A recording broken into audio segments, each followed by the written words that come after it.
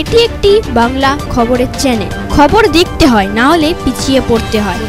সঠিক খবর দেখার জন্য আপনারা এখন দেখছেন খবর 48 ঘন্টা। শুভেন্দু অধিকারী কথায় তীব্র কটাক্ষ করেন সায়নী ঘোষ। মাননীয় মুখ্যমন্ত্রী তথা মাতৃসমা দলনেত্রী মমতা বন্দ্যোপাধ্যায়ের সঙ্গে একটি দুর্ঘটনা ঘটে গিয়েছে। বাড়িতে আকস্মিকভাবে পড়ে গিয়ে একেবারে রক্তারক্তি অবস্থা। হসপিটালে নিয়ে যাওয়ার পরে কপালে 3টে সেলাই ও নাকে 1টি সেলাই পড়েছে। মাথার স্ক্যান হয়েছে এবং এতটা ধকল যাওয়ার ফলে খুব স্বাভাবিকভাবে উনি একটু দুর্বল।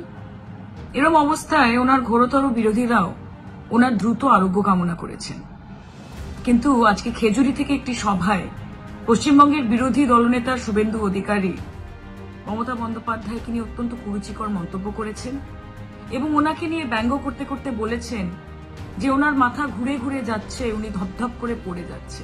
বলাই বাহুল্য যে শুভেন্দুবাবু পুনরায় নিজের নিম্নরুচির পরিচয় দিয়েছেন এবং মা বোনেদের প্রতি ওনার ভেতরে যে এক গভীর ঘেন্না রয়েছে, অসম্মান রয়েছে, সেটা প্রকাশ পেয়েছে।